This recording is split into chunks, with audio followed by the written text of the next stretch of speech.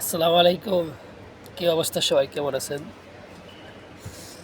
এতদিনে বুঝলাম কিসের জন্য গরিব মানুষটা অনেক মেধাবী হওয়া সত্ত্বেও চাকরি পায় না। হ্যাঁ, এতদিনে বুঝতে পারলাম। এখন ভাই কী করবেন? পড়ালেখা করে কোনো লাভ নাই, কোনো ফায়দা নাই। যে পরিস্থিতি দেখতেছি,